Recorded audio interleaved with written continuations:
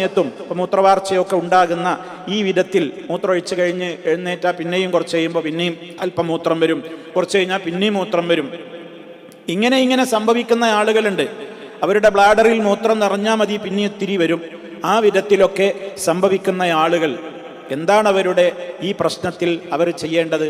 അവർ സമയമായി എന്ന് ഉറപ്പായാൽ മാത്രം ഉളുവെടുക്കുക.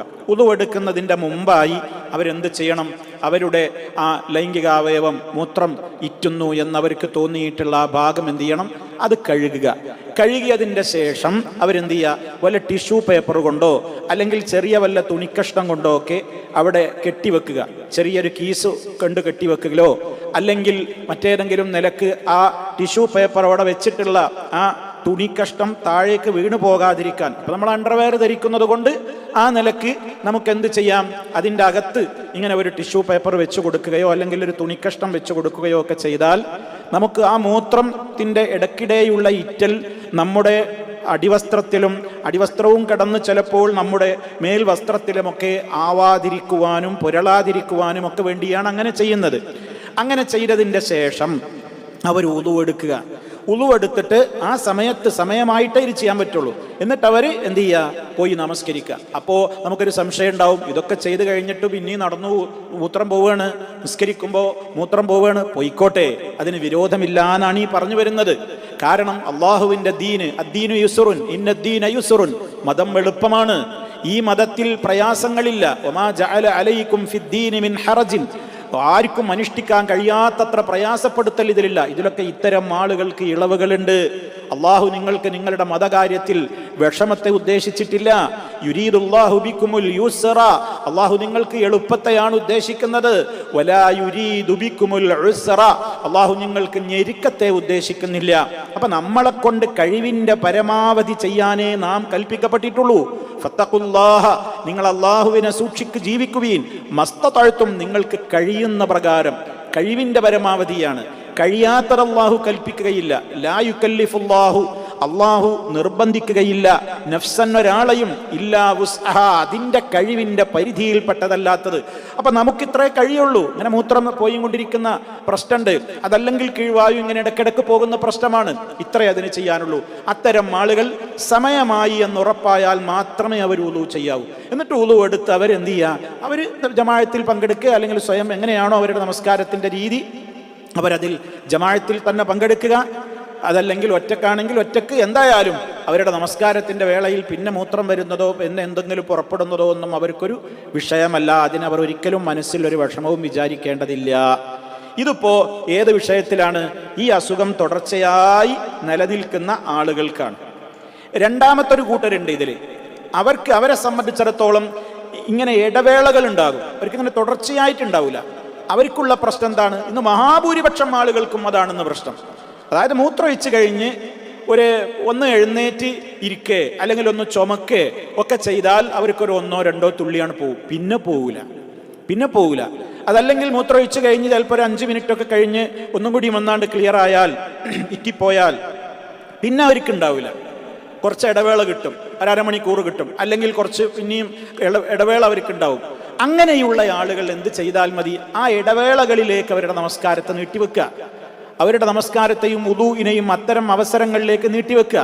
അപ്പൊ സ്വാഭാവികമായിട്ടൊരു സംശയം ഉണ്ടാവും, പള്ളിയിൽ നിന്ന് ളുഹറിന് ബാങ്ക് വിളിച്ചു, ജമാഅത്തിന് എത്തിയിരിക്കുകയാണ്, ഞാൻ അപ്പം ഇതിന് വെയിറ്റ് ചെയ്തിട്ട് ഇങ്ങനെ നിന്നാൽ എൻ്റെ ജമാഅത്ത് പോകില്ലേ? അവിടെ മുഹമ്മദ് സാലിഹ് ഉസൈമിനെ പോലെയുള്ള പണ്ഡിതന്മാരവിടെ ഫത്വ നൽകിയത് കാണാൻ സാധിക്കും. വലൗ ഫാത ജമാഅത്ത് നഷ്ടപ്പെടേണ്ടി വന്നാലും അയാൾക്ക് ഇങ്ങനെ വൃത്തിയോടുകൂടി തന്നെ നിസ്കരിക്കാനുള്ള ഒരു അവസരം അയാൾക്ക് കിട്ടുന്ന ഇടവേളയുണ്ട്. അതിൻ്റെ ഇടയ്ക്ക് അങ്ങനെ മൂത്രം ഇടക്കിടക്ക് ഇങ്ങനെ പോകുന്ന അസുഖമൊന്നുമില്ല. ഇങ്ങനെയാണെങ്കിൽ അയാൾ അത് വെയിറ്റ് ചെയ്ത് കാത്തു നിന്ന് നിസ്കരിക്കുകയാണ് വേണ്ടത്. ജമാഅത്ത് പോയാലും നമ്മൾ ഒറ്റക്ക് നിസ്കരിച്ചാലും കുഴപ്പമില്ല. കാരണം പരിപൂർണ ശുദ്ധിയോടുകൂടെ തന്നെ അയാൾക്ക് നിസ്കരിക്കാനുള്ള ഇടവേള ശുദ്ധിയുടേത് കിട്ടുന്നുണ്ടല്ലോ. അത് കിട്ടാത്തവരെ സംബന്ധിച്ചിടത്തോളമാണ് ഞാൻ നേരത്തെ പറഞ്ഞതെന്ത്, അങ്ങനെ എങ്ങനെയായാലും വേണ്ടില്ല, അത് മറ്റു ശരീരത്തിൻ്റെ ഭാഗങ്ങളിലേക്കും വസ്ത്രത്തിലേക്കും ഒന്നും പടരാതെ പുരളാതെ അത് കെട്ടിവെച്ച് അതിന് വേണ്ട സംവിധാനങ്ങൾ ചെയ്ത് നമ്മൾ ഉളു എടുത്ത് നിസ്കരിക്കുക. പിന്നെ എന്തായാലും ഉളു അതുകൊണ്ട് യാതൊന്നും സംഭവിക്കുന്നില്ല, നമ്മുടെ നമസ്കാരത്തിൻ്റെ ഒരു ഭംഗവും അതുകൊണ്ട് വരില്ല. അതേ അവസരത്തിൽ അവർക്ക് എന്താണ്? അടുത്ത സമയം ദുഹറിന് അങ്ങനെ ചെയ്തു, അസറായാലോ നേരത്തെ എടുത്ത ഉളു അവർക്ക് പറ്റൂല.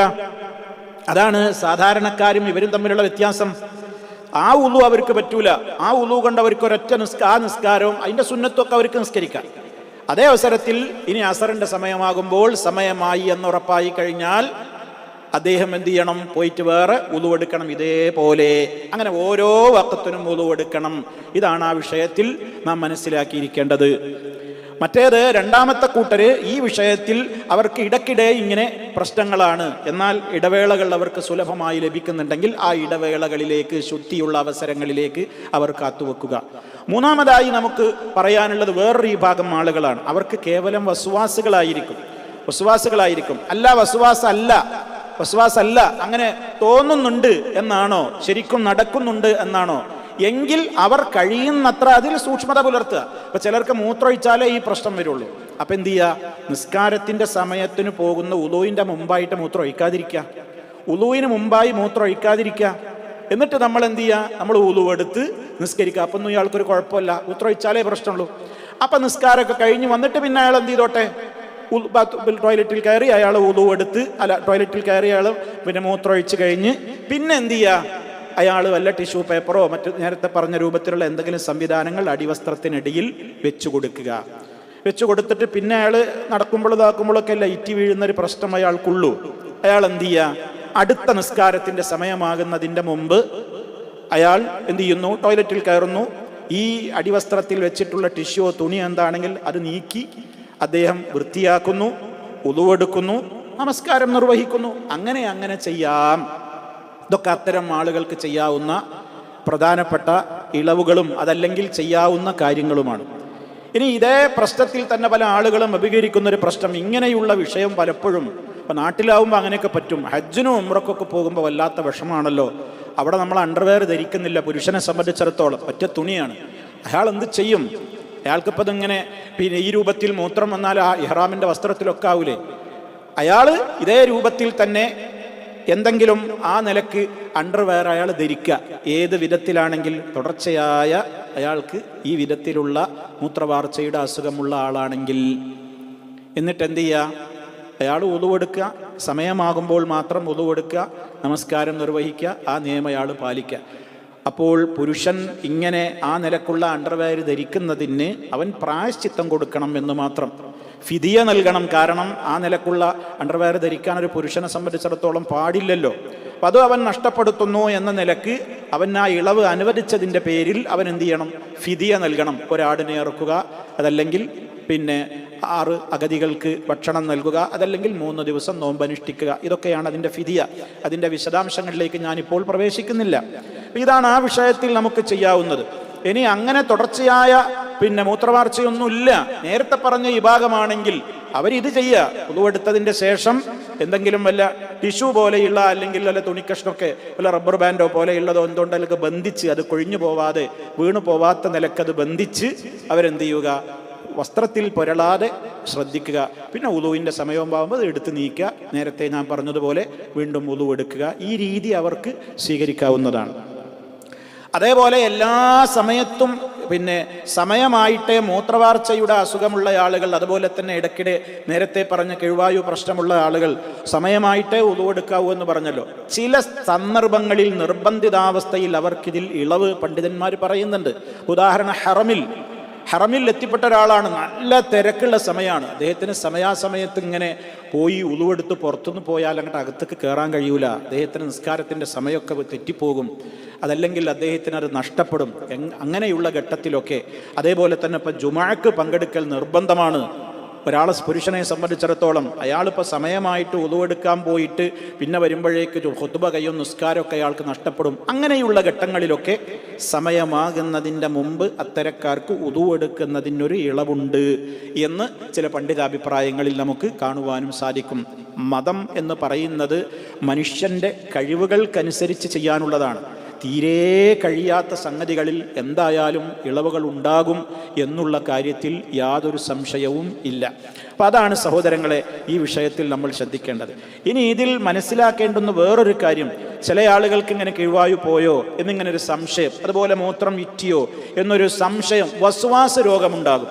വസ്വാസിനെ നമ്മൾ അവഗണിക്കുകയാണ് ചെയ്യേണ്ടത്.